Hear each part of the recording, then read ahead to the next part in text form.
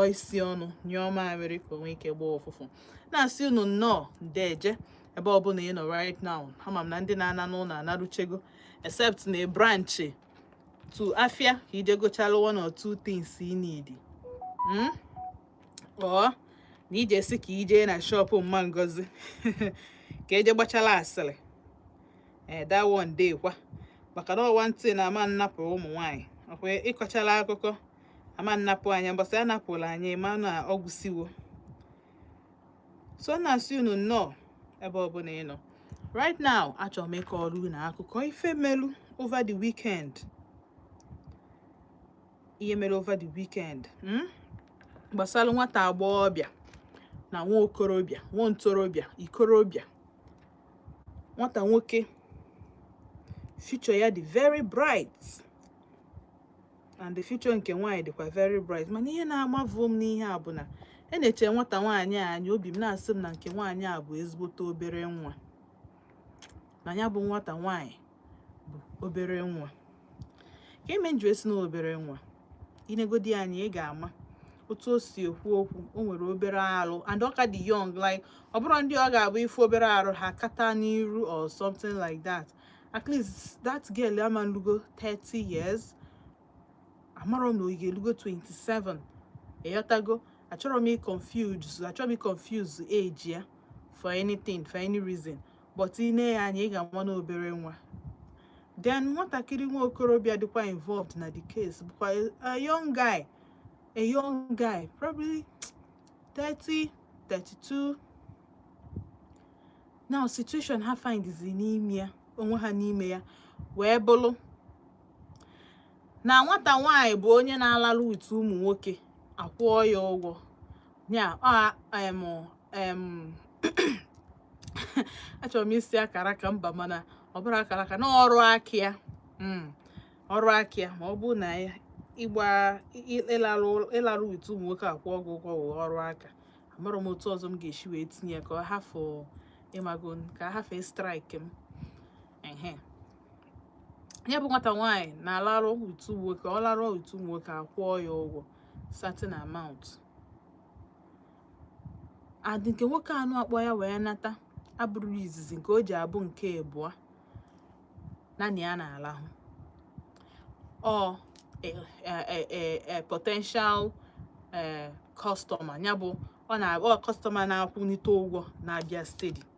So but this particular time ihe ọmarazi bụ na nke nwaanyị ahachigo plans with ndị o si no friends ya or some young guys, because onye ọbụla ga-akwụ nwaanyị ụgwọ ka egbuo gị zida na gị na onye ahụ ma either by business, by relation or by friendship. E ga-enwerịrị otu gị na ya si wee mata melu ihe gị ji wee na-afụ ha ụfụ. Ha ji wee sizie nwaanyị bịa gbuo gị. So ọ bụ na nke nwaanyị a na-akwụrụ ya 2 million naira ka ọ mọda this young man ka o gbuo ya, because ndị na-akwụ ụgwọ amagolu na ọ na-akpọ nwaanyị anaba, nọ ndị abalị agba aka, and this particular girl ka ọ na-akpọ anaba. Kewe n'ihe mgbe ejide ya bụ nwaanyị, ọ bụ na otu esi wee jide bụ na nke nwoke nọcha anọkọrịsịchago. Ụnazi ka ọ chọzila ya na wee baa na kitchen wee weta mma wee stab this young man 12 times. N'ime stabi na ọ na stabi aka nke nwoke nọ na-eti mkpu ndị neighbors wee gbadata. Otu aka esi wee jide this girl. And ihe ọzọ ji wee jidekwa ya bụ na ka ọ na-etikwe mkpu aka nke nwaanyị jide nke nwoke, ka ọ na-etikwe aka nke nwoke jidesikwalụ nke nwaanyị ike, o kweghị ya ka ọ gbaa ọsọ. Luckily ọ bụ na ndị nebia bụ ndị gịnị, ndị na-anụ mkpu akwa mmadụ gbata ọsọ enyemaka. Otu aka esi wee jide this young lady. Luckily for nke nwoke, eduru ya gaa hospital. Ọ nọ na hospital na-receive treatment. At least as of this afternoon ncheki ọ ka dị ndụ, because amara m ode mma eji stab this young man 3 times. sorry, amarom mgbe eji stab this young man 12 times. Amarom the gravity of the stabbing. Amarom ka esi stab ya ihe a stab ya mere o ji wee ka survive ya, because onye stab 12 times. Amarom ka onye ahụ, amarom ka arụ ga-adị ya. Mana luckily for this guy, as na afia o Jeff ODENIGBO. Hancha wee na n'okwu aha anyị na-ekwu, ụmụaka ndị a niile na-ekwu maka ya bụ young people, young people. Nke nwaanyị bụ gịnị? Ihe a mere na Port Harcourt. So nwaanyị na-alalụ with nwoke a nala ego abụrụ a new thing to them. Ọ bụrụ dị ihe na-afọ, ọ bụrụ ihe na-ata arụ na ntị. Maka mgbe m na-anụ the thing, efu ka nke nwaanyị si ekwu, ị ga-aghọta that na normal a tradition for them there. A tradition for them. So ha ncha bụrụ gịnị? Ịdị careful. Kedu ka mmadụ, a young guy for that matter, ga-esi wee je kpọlụ nwaanyị ọmarọ kpọna na bia in the name of gịnị? Kedu afa ihe a ga-akpọ ya bụ omume, ya bụ act?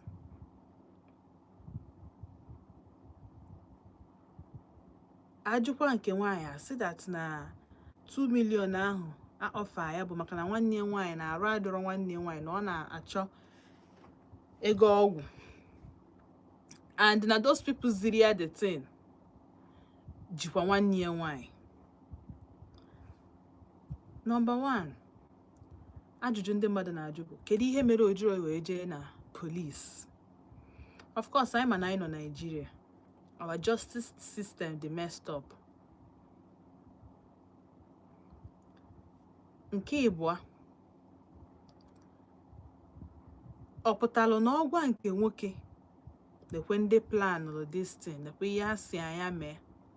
Ọ dịghị ka onye a ga-trust ya, ọ dịghị ka ọ ga-escalate the issue, ọ dịghị ka ọ ga-put life nke nwaanyị in danger. Because ndị a ziri this man, ihe nọ na-echeki bụ why not ha nwe iji aka ha wee mie? Why not ha nwe iji aka ha wee? A lot of people na-asị na ihe a nwee ike ọ bụ na ghost story, na onwe ike ọ bụ na nke nwoke mejọlụ nke nwaanyị, na onwere onye anybody ziri nke nwaanyị, onwere any 2 million naira dị in play, na onwekwa ike nwanne ya nwaanyị sef arụ dị nwanne ya nwaanyị, na onwere ihe mee nwanne ya nwaanyị. Na mana the moral story bụ, the moral question, or rather let me say the moral question bụ, ụmụaka a na-abụ akala find onwe ha n'ọnọdụ na-abụ ọ bụ na ha na-ebi ndụ ziri ezi. Akala find onwe ha na this situation ọ bụ na ha na-ebi ndụ ziri ezi. That young girl kwesịrị ịnọ na school. O kwesịrị ịnọ na school. Onweghị gbasara ya, onweghị ihe kwesịrị gbasara ya na nwoke ejelarụ akwụ ụgwọ. O nwere ike ọ bụ na ọ nọ na school, ọ bụrụkwa ya, amarọ m, I don't know. I just do not know.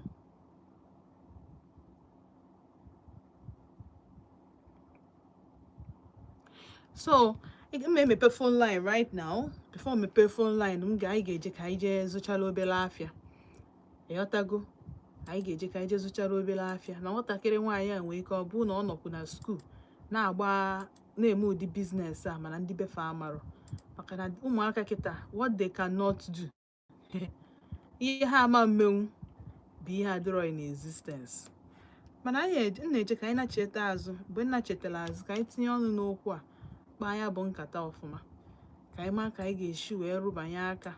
Ka o so gbasara ụmụaka anyị ndị ọzọ nọ na school, ndị nke bụ na ha so ha anyị nọrọ nso.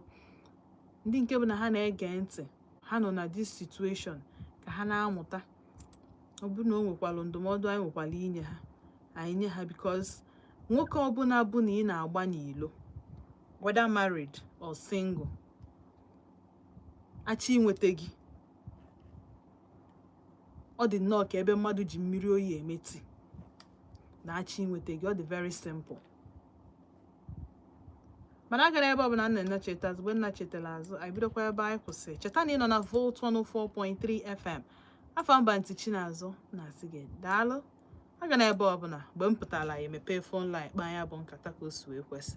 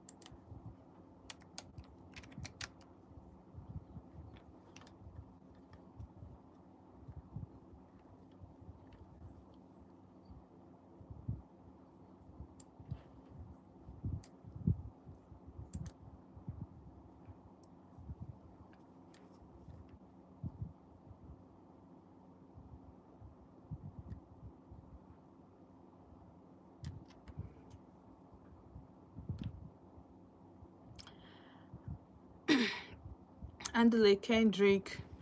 Okay, I'm in Nigeria.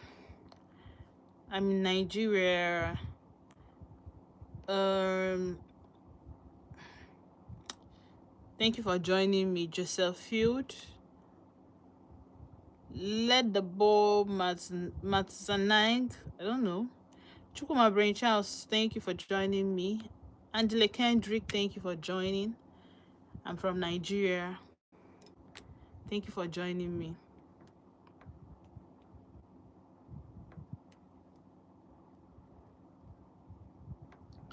The eagle has landed upon the town.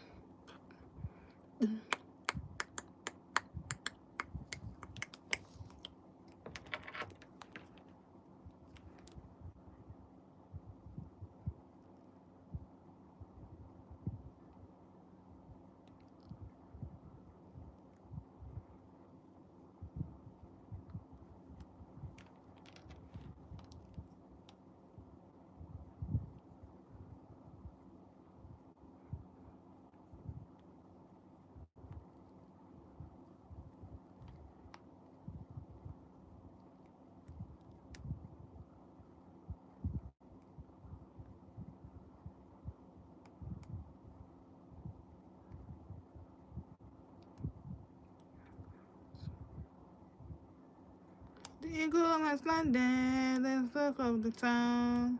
Da, da, da, da, da.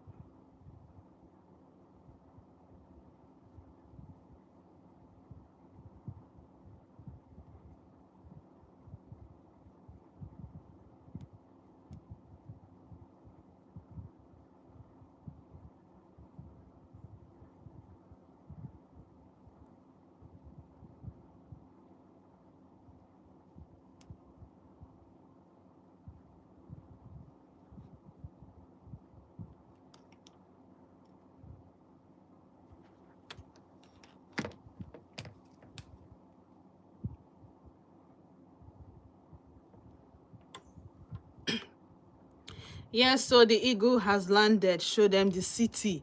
Cheta na Christmas kaina ha kwadobe kita. Watago so na the very important. Keep gi locked in at this station. Kemere ebe ọ na-afịọtụ. Ebe anyị na-egosi gị mgbasa ozi. Otu ọbụla osi wee dị. Ife ọbụla na-eme n'Enugu, outside Enugu. Ife ọbụla na-eme within Nigeria. Ihe niile na-eme ebe ọbụla. Ebe a ka ị ga-enweta na 104.3 FM. Ebe anụ a bụ ebe anyị na-akpakọ nkata ọnụ. Whether politics, entertainment, or culture, or tradition, or recent happenings, so football, name it, anything at all. You know, do you know any science, if history, if mgbe na 19 gbirigidim, 18 gbirigidim, 17 gbirigidim, ebe a ka ị ga-anụ ya. So, not here with us. Now, Vote 104.3 FM. There is no other better place to be. Up there, trying to know the latest songs, trying to know the latest news, the current happening. About on live and direct. Yatago, Ayadi Igbo, Agwionya Hausa. Is either you're hearing it or you're not hearing it. Is either an odd or not didi. Alright, Sana Chetago Mazu, and the name Joy, but I want to work on. I'm make table no, it could have been a whole different story. Akụkọ ọzọ ka aya na-akọ. Ịghọtago? So ọ dị very very important. No nwa gị kpọọkwa ụmụ gị kịta. Kịta anụ m na egbu some people na Nnọfịa yesterday. Egbu some people na Nnọfịa, Anambra State. A lot of things na-eme now. A na-aya ndị ji egbe, a na-ayakwu ndị ji mma, a na-ayakwa ụmụ nwaanyị bụ na normally business ha ha bịa ha a na-aya ndị nwunye. Ihe a na-aya erika. So onye nke gị ebe ọbụla ọ nọkwa right now gbawakwa ya because wefuru ụmụaka ha ya lafta mmadụ, ha ya na-alafta mmadụ, mana Chineke na meela anyị ebere. Asị na ndị iro mgbe ha ya anọ n'iru ka anyị nọrọ n'azụ, mgbe ha ya anọ n'azụ ka anyị nọrọ n'iru, ha nọrọ n'akụ anyị nọrọ n'eti, ha nọrọkwa n'eti anyị nọrọ n'akụ. Ha ma mfụkwa n'anya anya. Ọ bụrụ mbọ mmadụ gbagide from January to November. December nwa na-ejizi eme mmemme, everybody adị happy, anata anọkọrịa, akọba akọ dị anya, akọba akọ dị somehow. Now imagine this young guy. Normally na ọ kpọkwala onye ọma o. Fọnlalụ. Mgbochi ma agacha ndị Imo State, ndị Owerri asị na ọ gara mgbochi. Luzie ebe ahụ tụtụrụ mma. Igbu ọ dị bad. Ama m ebe ụmụaka si enweta obi. How is it okay na ọ kaala gị mma na igburu mmadụ karịa na ije report to police or tell somebody? Now, anyị amarọ nke bụ eziokwu. Anyị amarọ na eziokwu na onwe onye kwụrụ ya 2 million ka ọ na-aka ya akwụ ya 2 million. Anyị amarọ eziokwu na mmadụ si anya gbuo the guy. Anyị amaghị eziokwu na nwanne nwaanyị arụ adị ya ka ọ na ọ dịrị ya. Anyị amarọ eziokwu na ndị nwanne ziri ezi na-eji nwanne nwaanyị for real. Anyị amarọ mana nke dị real, nke bụ eziokwu bụ na ọ stabụrụ mmadụ 12 stabs. Chukwu na that boy mụ anya. Ọ nwere ihe ịchọ ịgwa m na-abụrụ na chi that boy mụ anya. Chi ya mụ ezigbote anya. Biko ọ bụ na ị na-follow m na YouTube, subscribe to my channel.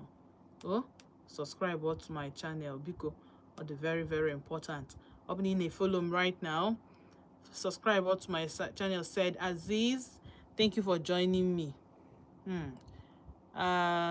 Juicy, thank you for joining me. Sudi Brown, dalo. Andile Kendrick, dalo for joining me. Chukuma Brain Charles, dalo for joining me. Joseph, thank you for joining me. And the rest of you.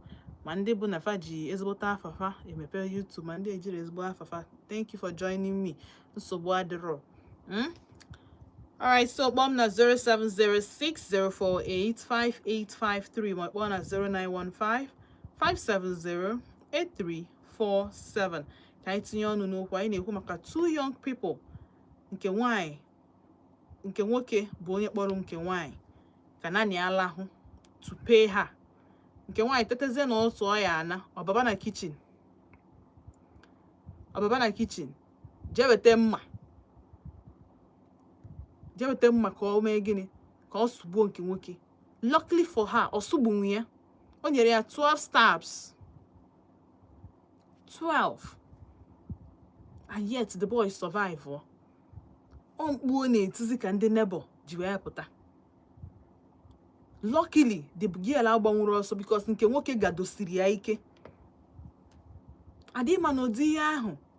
Oh, we come na the boy dị good to the neighbors. Ọ bụ na ịmago a compound ebe neighbors na cooperate very well. Ha mago na this guy adị eti mkpu like that. Na ya eti na ọchị ọ bụrụ ụdị mkpu na mkpu a na-enwe ihe so dị mkpu. Amụrụ m ka ha si wee bata be the guy. Amụrụ m ka ha ma na ha gbakalụ door. Amụrụ m na the guy hapụrụ door open. We don't know how it happened, but ife melụ bụ na gịnị me. Finally, that girl na-ejide ya. Ejide the girl.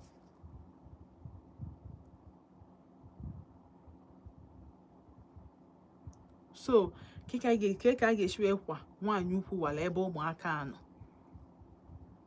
Kedu ka anyị esi wee kwa nwata nwaanyị ukwu wala? Ya bụ okwu o shiri ike.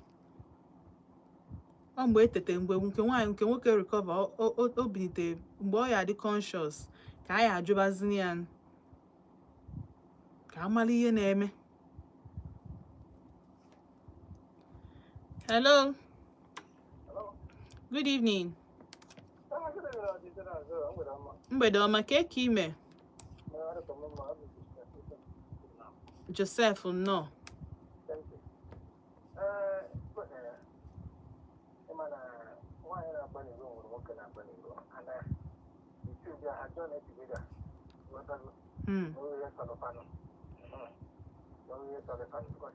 I don't see the reason why somebody in Amaro would be good. Oh, yeah, but I need me. We don't have to call. So you might call me like this. You know, somebody in Yamana. And I'm not going to know money, then immigration silent. Because I'm not going on outside. So we need to actually see my house. Whatever. And I call it, you know. I'm going to be somebody in Amara from nowhere. Just that if we get to I didn't want to be what I'm coming for all weather. I'm back.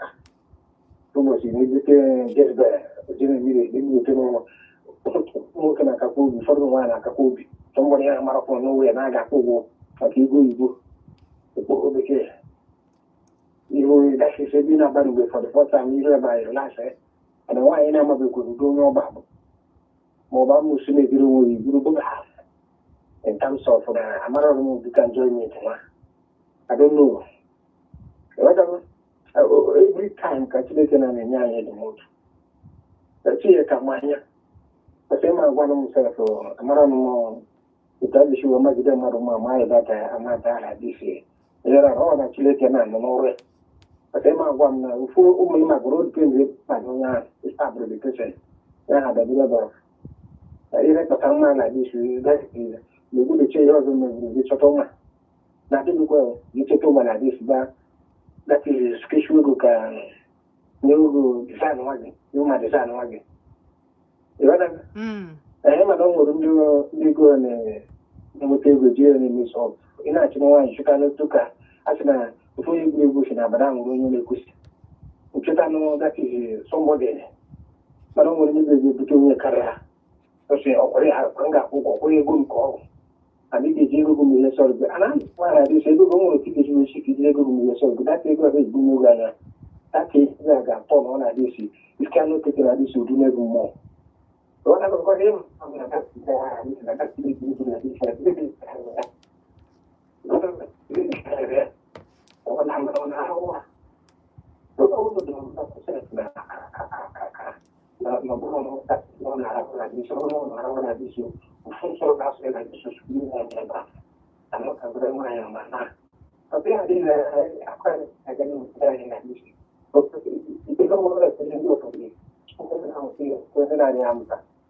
Entonces, si ya agree me va a ir a radio like this, no a Jaika. Manako make a Jaya, for being in life.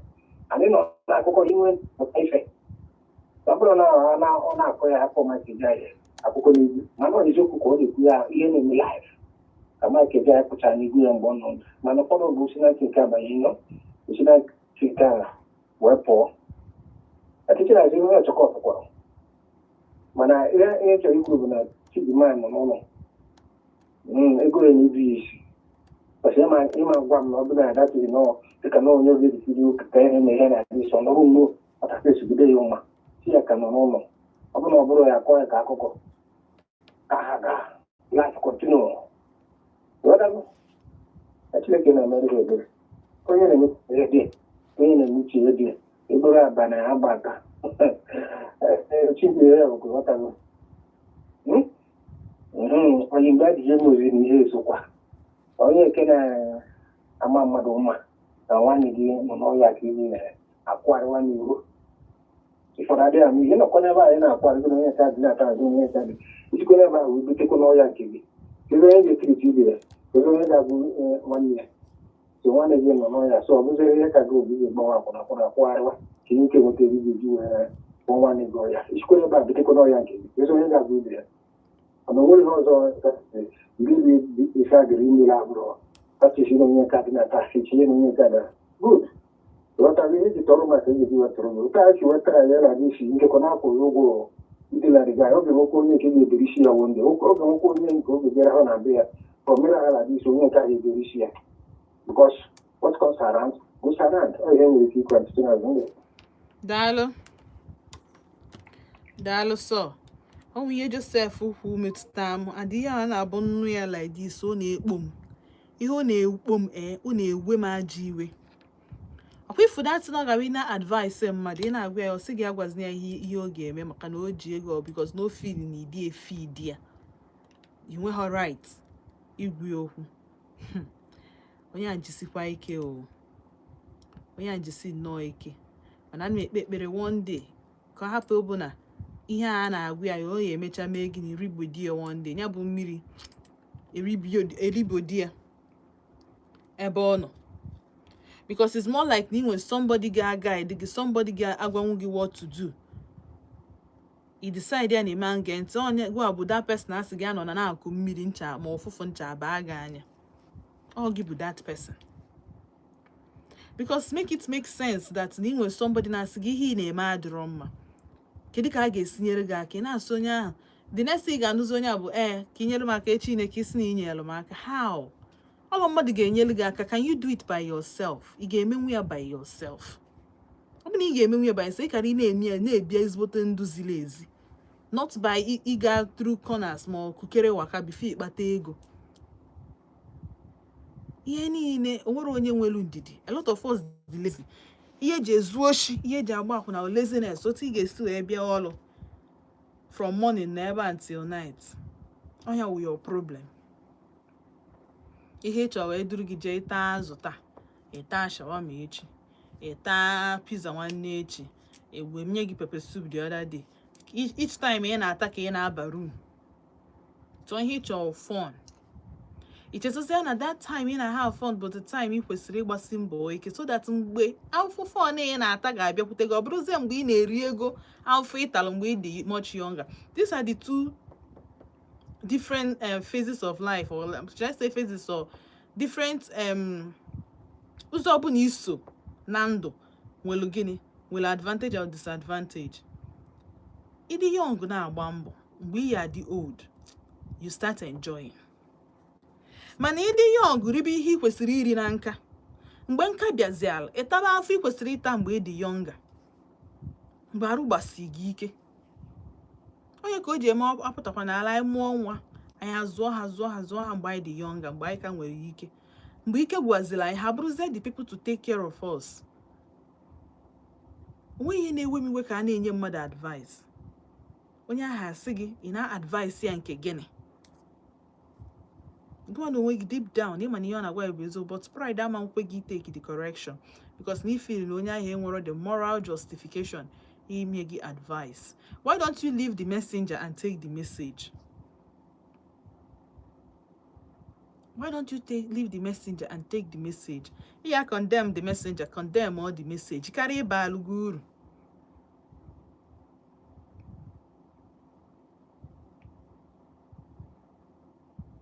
0706 048 5853. My phone at 0915 570 8347. Hello. My sister from another mother. Honorable, good evening. Thank you, man. I'm I'm a family. No, Ganir. In high school, I na anwa ike anyị nọ nna anwa ike m. society is so much corrupt. And the drug everywhere, if we use my family. Come on, I'm not the parents or there. Imutan Mamadoniga, Mutazu, Mutanigazo.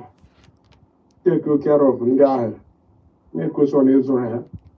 Macaio houses are never Chinekeno. Macaga to have Jobasaro Macage. Open name 1, 2, 4, name as well, Mutatu. Open no one, Gigazu.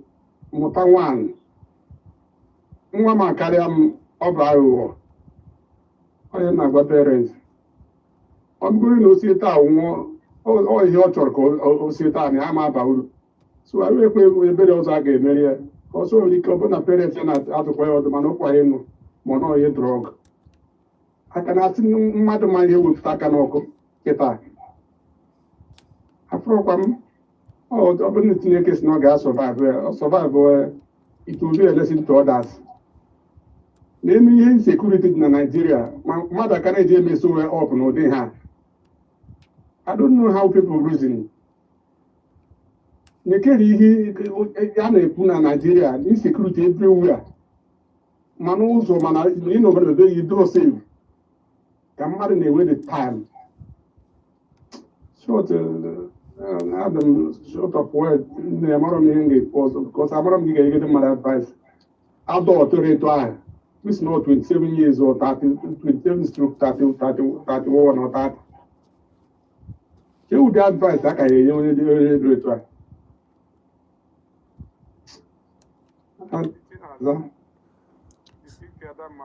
Dalo. Dalo. God bless you. Bless you too. Thank you for your contribution. Of course, na this insecurity niile dị ike gwụkwa ndị mmadụ nwekwara obi eziokwu ka o nwee nke m fụrụ mbọsị a ọ bụ ị na-anya moto bifo iburu moto si na ị na-ana be gị nenekwa okpuru moto gị ka ịdị shọ na mmadụ aha ngị họ n'elu ebe ahụ ọ bụ ya na-ewuzi mmadụ ihe ngị banye n'okpuru moto gị buru ya bubaa na kọmpaụnd gị dịkwa careful ka hapụ ibu nọ gị bubatara onye oshi ga-ezu gị oshi. Hello. All right, 0706 048 5853. My phone at 0915 570 8347. Hello. Good evening, Kekime. Blessing from New Heaven on none name. Gani Wenito Nugi. Dalo.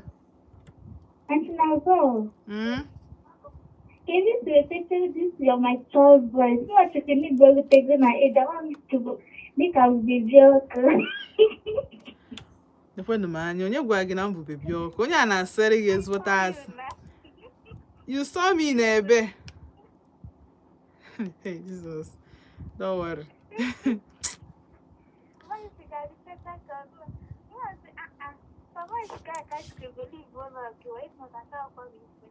Hey, you mean the leaf far? Hey, ask me, mean the leaf far?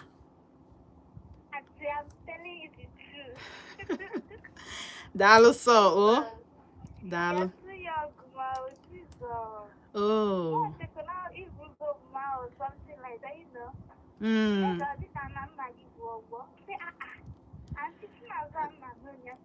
I'm gonna give Bobo. Hey. You look so young. So why the row? I don't go. Ijide go me cut. Dalo sir. Oh, Dalo. All right. I cut go unawares, but not unawares. All right, 0706-048-5853. I name we're gonna advise the younger people. Ndị bụ na ọbara ha ka na-achafe ọkụ ka ha nwee ike gbado anya. Hello. Mgbede ọma ka eke ime. Abụchi nnọọ. Ịma okwu ị na-ekwu maka nwa okorobịa na nwa agbọghọbịa oge erugo ka ọnwụ ọ bụrụ na oge erugo steeti ahụ agbọghọ ha gara bido fa kemikal jiri ebe niile ọ ga-eweta ma ọ na-abịa ihe na lọs ya nye ya lafere so risk a na-eteki ọ karịrị ndị a ndị onofọ everyday ọ na-eme so ihe ndị a niile bụ onwe onye ga-anọ na ụzọ ije a nne na nna ya nọrị na vileji na-atagbu onwe ya n'afọ ego ọ na-enweta ihe nwere isi ka o ji eme ọ dịghị ebi ịnọ ndụmọdụ onye ka ọ bụ nna kwuru na ihe ọ ga-eme bụ igburu elie na be ma ọ ya so ihe ndị a bụ ọ ga na-akụziri ndị maara ihe ka ọtọ ọ na-eme ọndịrịdịghị nke a nwatakịrị mebie na-akpa enyi na ebe ya na-aga ụzọ adịghị ya sị oge ga-enyere nsogbu ya ma ndị nọ na-azọ n'ala ọnwụ nke nwaanyị na-ere ha bi ebe ahụ oge onye si n'ọdị isi edike.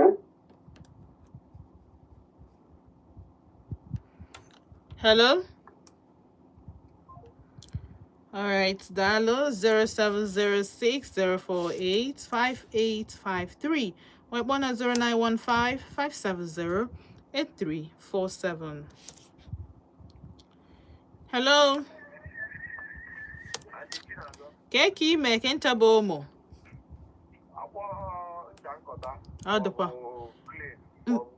Mba ka hapụ ka anyị nọrọ na ncha nkọta ka anyị hapụ ịgafe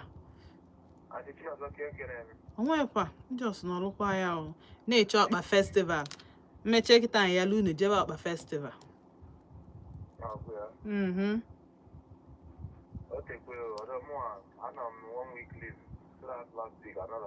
ewo adị batago kịta oh Ezimo ịkọla akọ bụrụ asị. Welcome back.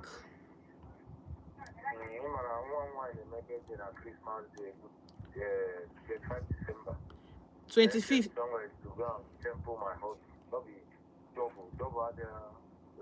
Odezuzi. Ịghọtago.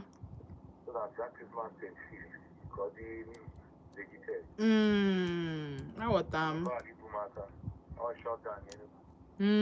Ọ bụkwa obere ihe. Yeah. Akwụya. Okay. Just nye m location. Nye m location. Nsogbu adịrị.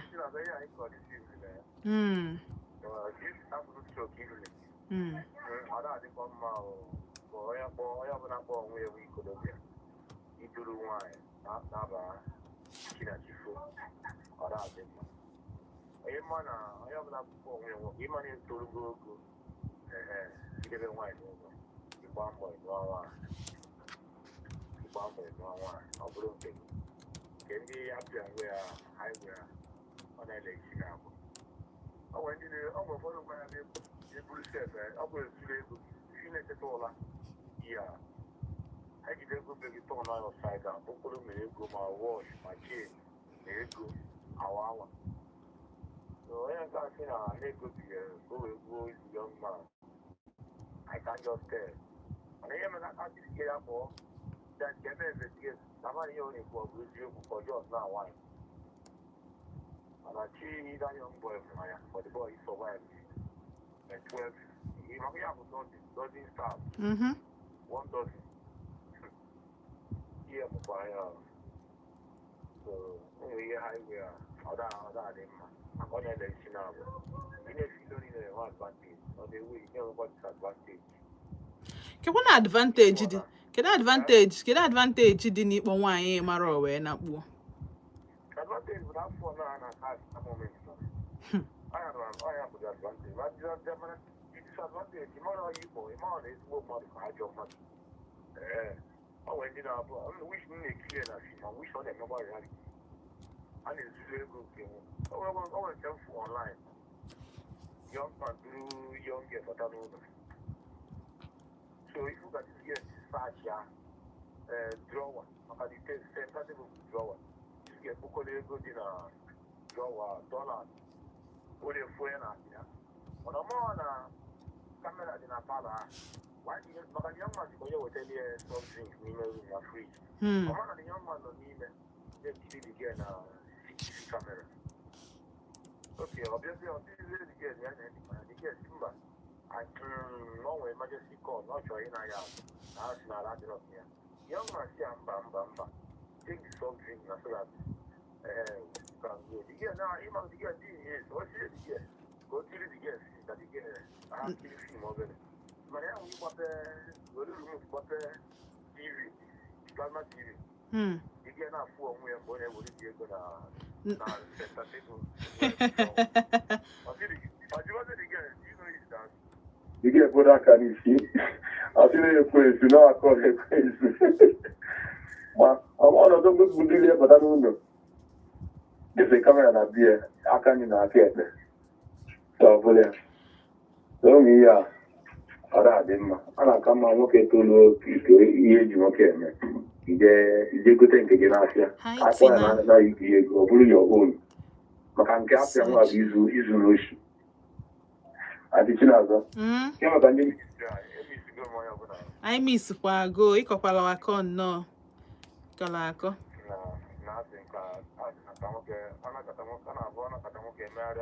Ọ dị mma, adị ya n'ofu ebe ekili mmọnwụ. Exactly.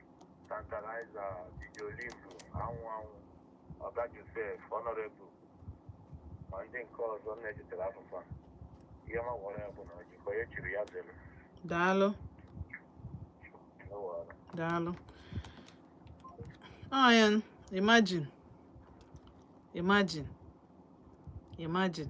Here na heche now, imagine na nke nwaanyị aba kitchen ka o je weta ma ọ bụkwa na this young man nwee CCTV o sigodu nke ọ na-aba na kitchen ka o solugo ka o nenegodu ka ọ mara ihe onye nke a na-abakwa ijeme ọfịa ka o je iweta mma na-abịa ụdị struggle ya adịgodu that day. Just imagine it in your head ihe na nke nwaanyị akara ịga that day. Ndị mmadụ na-etake kwa risk honestly. Hello. Auntie Chinazo. Good evening, Kekime. How do you Hey, Ugogbe. No, onem. You say.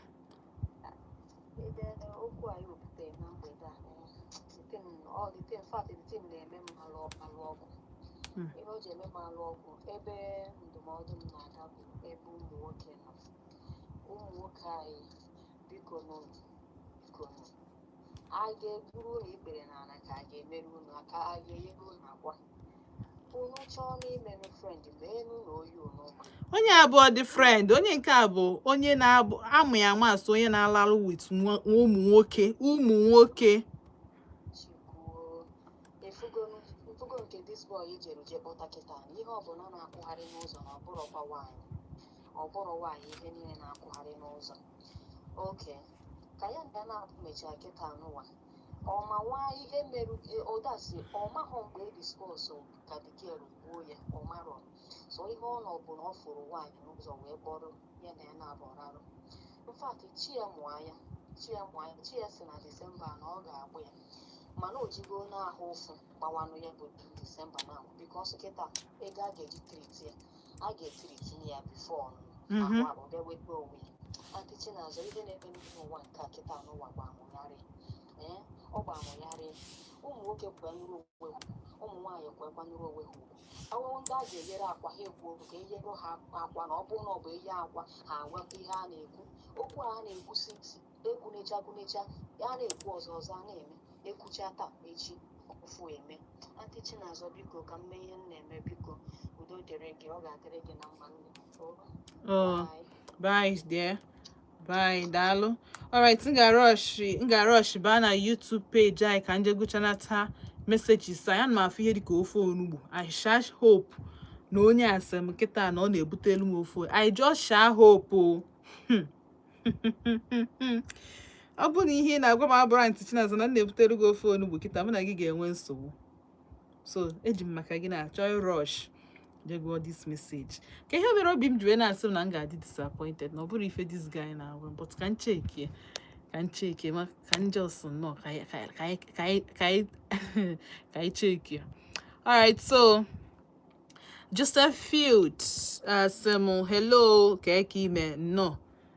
So let the boy Mazaneg please show me some of your artwork. And me okay, who artwork. So I'm going to any artwork Monday also check here my live shorts videos nina I name na YouTube. Chukuma Brand Charles, good evening Aunty Chinazo. I'm always proud of you because of your dressing. You dress neat and corporate and fitting. Thank you so much. I love everything in you. Keep going and find it right. God be with you and your family. Amen. Find it right and very, very important. That also. Okay, so Andelina Kendrick, same greetings from South Africa. Where are you from? Nigeria. Andeli Kendrick, Daloso. Oh, awesome. Are all Nigerian women beautiful like you? Or is it my lucky day? It is your lucky day. Thank you so much. Sudi Brown, same hi, Daloso. Juicy. What's good, ma? From the code Australia, Dalo, Juicy, D, Dalo, so. Said Haziz, same hi, dear. Dalo, said Haziz, hope you are doing amazing. I'm fine. Nice to meet you too. Where are you from? Nigeria. Oh, you're from Morocco, and I love you too. I like your color. It's red. Dalo, so. Said Haziz, same hi. I'm Africa too. Okay. Absorbed. Oh, thank you for subscribing to the channel and liked because I adore you. Thank you. So we adore you too. I need to know Denny, but I now adore my brother. Okay. What's your name? I'm from Bantichina as well. I don't know your dialect. I be Igbo. Yes, AK Julius. This is a radio station. See you later. I'm not coming to alligator. There, you not move on a live na YouTube. See you later, alligator. Hey! Aunty Chinasa, Naija, don't worry. It is me. I'm gonna go eat. Amechi Ago, hi, Amechi, Dalo, so AK Julius, Dalo. Amechi Ago, because good evening, Aunty Chinasa. That girl don't have sense. Oh, because one on your banana YouTube on that girl don't have sense. I thank God for the guy's life and teaching us all. Thank you so much, Dala. We thank God too. Please greet my daughter Chimbusoma Ago and my wife Mrs. Jacinta Ago. Chimbusoma Nwa Amechi and Munye Amechi Jacinta Nekenu no Fumana Asuno Dal. Thank you for staying on Votes 104.3 FM. Thank you for staying on ODENIGBO. Without two people, we're up on aka. Without anybody all of una but the reason in general. So from the na to the sending message on YouTube dalo.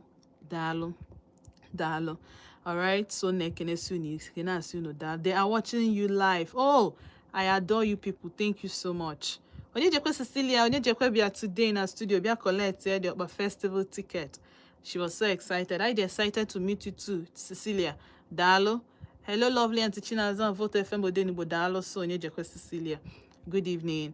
My dear, things are happening for this young man. Thank God that his neighbors did not mind their business. Hey!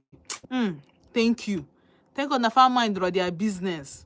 Let's joke, this girl Kalena free. And that boy, thank God. Thank God. As they were able to rescue him, he has learned his lesson. I'm telling you. Until God knows when. Often one you don't saw ya na. Hey. He learned the hard way, oh my dear. I pray he repents. Amen. Chukwumekweli ebere ka ọ bụ na ọ repent because ọ bụrụ by igbu mma. Onwe ndị bụ amam na abụọ ọnụ ha dị ege ntị. Ha dị anụ ihe. Okay, Shivan Shiobisk. Hello, beautiful dialogue. So Tina Gen Hema. Hi everybody. Ezokwu afunu Ugbayalumo. Chiamaka Amara. Hi. Soji Noodles. Ke ị na-etiri mkpu. Tina, welcome. Good morning, everyone from Louisiana. Thank you so much for joining us from North America. Dalo so. King Face, Madam Kuko. Akono na afu. Konye bu King Face, sir. You need to be persecuted for this. What is this? King Face, Madam Kuko for Nubu for radio. Una na afu kwa.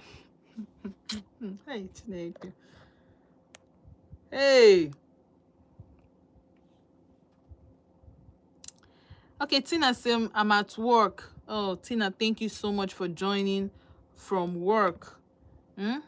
Tina from Louisiana, Dallas, thank you so much. Amam na anu Igbo, amam nke na anu, but I'm definitely sure in anu English, so we appreciate you. Youngstar, thank you so much. Justice Okwando, Justice Dalo. Don't forget Justice, if I am sure. Justice not buying from Abani Road. It's been long. Mama G, Justice,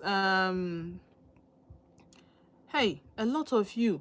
I must say, my mind got conform with my mind. My mind got conform with my soul, rather. Can't you teach and I don't hear from them again. Adam sure ni them. So, please, I'm not going to forget Justice. Oh, you manuche mother na abia. Bosim gate the quagim gate and gajukwe ese. Dalo so. King Face, we are some phone the hungry person. What the my hair ban a restaurant? Maybe a radio station near your phone. Hey, Emmanuel Chikwe.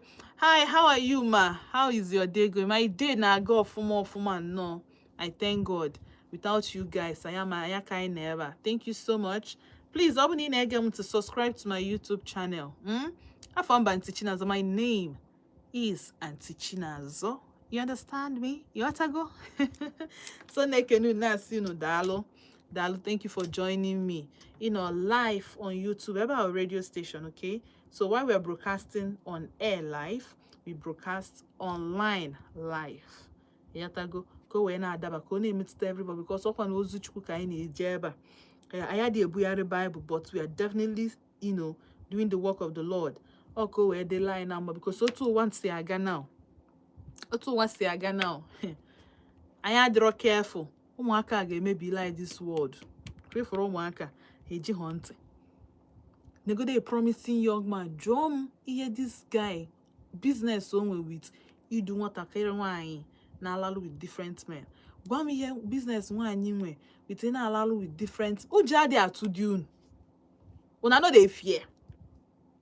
Una dey atu insecurity. Una dey atu one do na alaro with the mom or alaro with the organ harvesters. Would near Amarozon gage shipwo kwa ke ekuti amma, but it's well, even inside well. Hello. Hello, Auntie Chinazo. Good evening. Kekime. The mama from the fire education Transecular. Ifani Chukwu from Transekulo, no. Ganiri. Auntie Chinazo. Akukora. All those who go over the door of that. Kempo. Over the Cobana Watawaya on a drug. Okay, boy. Over the Cobana. 1 year work or 1 year wire on it. Oh, Gapu many people. Okay, for help. Hayoriaka, Yeriaka. I don't think actually Yeriaka, and at the mind for Oalaroha. will allow you for home before the area. So the thing where everything after committing that thing or where everything to why. Ọbụkwara otu ya ga-ege ezigbo uche ka m na-ekwu o wee butego ya ọsị ọ bụ na onye enweghị ike idewe ihe aka na-abụghị na ya na-ebi na onye Igbo a ga-enweghị ike dịka obi ya ahụ mere onye nke na-ese mbere meseji okwu tụtalụsi ka ọ dịpati ihe o nyere bụ na akụkọ a kọrọ ihe a mere tụtalụsi ka a na-atụ ya dịka ọ tọchara ụtọ n'ilu mgbe nwoke na nke nwaanyị na-egori ọ na-atọ ha ụtọ afta ka jọment emere ezi ilu banye ijize ma wee makasịwazi tọọ ihe a ka o mere banye tụtalụsi ịma ewekwana iwe ahụ one ka ede bifo nkwu onye nchọ ekwu oke ahụ ka mmalụ ka isi wee ghọta ihe okwu ndị Gen Z ka okwu okenye ewekwana iwe ya ma nji wee na-ajụ bikos mụ na onwe m aghọtara ya ma na Gen Z fọm nwa ma okwu ndị okenye ọ tụrụ ịkọwa ya kịta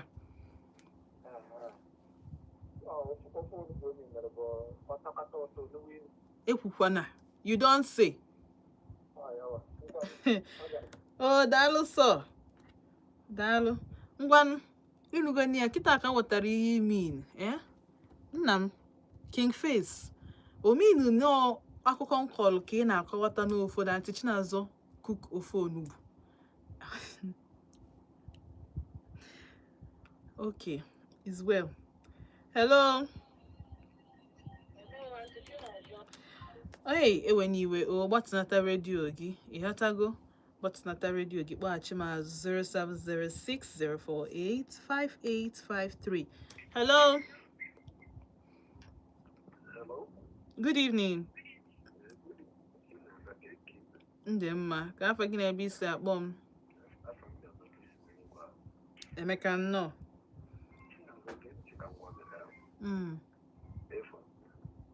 ihe a gbasara nwoke na nwanyị eji gwa gị all these people ndị a niile na-anwụ n'ụzọ ma ndị ụmụ nwoke na-epetronize ha ya wụgwirize onye ọbụla nọ n'ụwa kịta na-aghọtara ụwa nọ n'inye nkịta asị abụsọrị onye ọbụla nọ n'ụwa kịta ị na-afụ otu ihe ka esi aka na-afụ otu na nsogbu dị akwụsịrị n'oklọb ị ka na-asị na ị na-eme pọpọ na ị na-eme nka na ị na-agagharị na ị na-eme asatị bụ sọrị oke ịmụ nwaanyị ndị efuta do you think that ordinary enwe spirit nọ n'ime ha one after the other that means that remove fear mgbe ifere na ụjọ n'anya ha kpatara 1 o'clock 2 o'clock nwaanyị can go and sleep with a person any normal person cannot do it listen ka nwa ihe ọzọ nche mata bụ ekpere onye ọbụla nwoke or nwaanyị or parents anaghị na-ekpe parents so much because mgbe parents chọrọzi ịma about ụmụ ha mgbe parents na-agagharịzi na-asị gị na a na-akọ ihe dị iche iche let me tell you nwatakịrị ọbụla guide from day one ọ na-erute ihe dịka 12 years inwekwu problem the parents enwekwu problem and the result na-akpọ ana m achị nke na-asị these people now onye azụrụ azụ nwa azụrụ azụ zụọ ya ọfụma na-egwu Chineke nke kacha dịkpa bụ na-egwu Chineke because ihe niile na-akọwa mgbe na onye butere ebute na onye eburu let me tell you ụwa kịta na-asụ oyi because they rejected God because onye butere ebute ọ bụ na mmadụ nwere isi ngagharị n'ime onwe ya na ihe na-aga o bute nwaanyị ihe ya achị na nwaanyị akwụọ nwaanyị ụgwọ na check on what Satan na n'ime nka Satan na spirit of Satan n'ime nka and those spirit are the spirit of mother of mother the man no ọ bụ onye nwere uche kịta ọ bụ na ọ pụta ojama kpọọ Christ yọọ ya chiba n'ime ndụ ya that is the only way to escape ihe anyị na-efuru anyị na-eme na-akọ the truth bụ that na ndị mmadụ a reject for God and God will ha complete nyesa ha n'aka Satan sizi onye chọrọ ịpụta na kampụ Satan if not, that is the nature and the state of the world now for the Nigerians also the world now. because then you go to church here and why can I church? Not bad can I church? But when shoe back, here put spirit of immorality because what I can now. So what I can is 8 years or 9 years. What I can is just that I'm going to why go. That is it. God have left me. In fact, it's like I have to send the mother of whom or you are tired, you come back with me. When pamphlet man have decided to do what they like, and God have decided also to do what he likes. And that is why I know who is the creator and who is the creator. You don't need to God if you die, you go to hell. God is telling them God. When you go to hell direct, and God is still remain God. If you want to get to hell, he has the power to lift to lift it up and begin to worship him. Who is suffering it? The human being. If nature is all about choice, nature is not there, a natural guinea and then man, I always get up and I say, thank God. We don't need the name of Christ. Joy and dwell to lose your marriage on the clear. Nothing good marriage. Beginning now, beginning the rejection of God. Choice so many make it, there is consequence. Thank you very much. Dalo, so. And yes, Onyaga about my last caller for the day. Onyaga about my last caller for the day. But before I'm pitching, actually meeting one or two things. You want to go? Actually meeting one or two things before Nachiazu. On okay, can pick you one more call. Hello. Hello. Okay. Consequences for your action, the very, very real. Consequences for your action, the very, very real. For people that they can eat their cake and have it, or emeribu, emerito. Many days for the thief, but one day for the owner. You have to go, even though na your money you dey chop. Anyway, consequences for every action. For people that feel all these young people feel that you cannot talk to me, you cannot tell me anything. I am when I used to get ego ya mana erinya n'ụzọ dị nzuzu. Onye mmadụ ga-eme ketezi money, gị nwa onwe gị self, ihe ama na ịdala iberibe, but the spirit of money, always spirit na-ese ego. Always spirit na-ese adolescent, adults. You ebiaze ego na that period. Imagine the two spirits coming together. All spirits are na-enye the spirit of mkpọchi ntị, because ihe niile nwe spirit. Then wo betide you ọbụ na ibu that person. Agwa okwu adị anụ, ịma na nke ga finish go. Ịma na nke ga agwụgo, because one thing ihe ọjọọ ga-eme gị bụ na ị na-ezuzu ezu a na-agwa gị what to do, you decide not to follow it. Ihe ga-eme gị. Anybody if na-eme ihe ọjọọ na-anafelu na-ene anya maka ọdịnihu. Some of them ihe ha ji anafelu bụ na onwere onye gwa ha. So it's as good as ihe ma amaro will not kill me. Ihe ma amaro ama mgbu m. Mana ọ bụ na ịma agwaro gị is different. Ọ bụ na ịma agwa gị is different. Ọ bụ na ịmaro and agwaro gị is different. Mana don't be that person na amara wee gwa gị, you decide to still kpọchi ntị. Don't also be that person man a still gwakwa gị, you decide kpọchi ntị. Maka mgbe ihe ga-eme ọ ya dị egwu. Onye nke a bụ just to know, I'm sure na Chukwu just to know dowe ndụ to give him a second chance. So decides that he wants to play with it. Stop. Who are we? We are nothing but a pencil in the hands of the Creator. Otu aka Chukwu yeshiwe piam gbaji anyị ọ gaba. So kucha idea. Ka hapụ ibu those people bụ inanya the messenger na-enanya message, because the messenger adọrọ mma n'anya or na ifili na orubu oge ịgwago okwu, you drop the messenger and drop the message. Kechi neboro basozo munu ngano na Vote 104.3 FM. Afa mbanti Chinazụ. And before na kan nkene ndị send kwaru message on YouTube. Emmanuel Chikwe, onye ebe ka ịbụ, That is which state, because your Igbo is clear. Oh, I'm from Imo State. Okay. All right. So kita kema. But currently I'm in Enugu. Emeka Christian, the story is truly sad. True. Emeka Christian, Obode, maybe go. Oh, maybe go, my brother. Dafuniga, same hi. Emeka Christian, Sekwam hi. Lizzie Ghost Time, same beautiful, lovely show. Keep it up. Thank you so much. Dalu for every one of you. 10 people not online currently. Funding Batana Apple. Fine. Nasino Dalu so much. Funding subscribe to my channel. Thank you. Ndia subscribe ya kama. Oh, link na egapano monti chineke gozi unu. Without you people, I can't mean no here. Nasi unu daalụ. Ọmala asụ sụọ n'ikwe. Onye amaghị asụ sụọ naanị. Agbacha egwu ọla n'ukwu. Agbacha ọsọ agụọ mai. Oriri ama ebu na-eji ibi ụgwọ na-eri one day ga-akwụ ụgwọ ya. Dịka ntị anyị asị akwụ ụgwọ nke ya na. Ya asaa n'anya. Anọ na-agụ mmiri ka mmiri baa gị anya. Ndewo.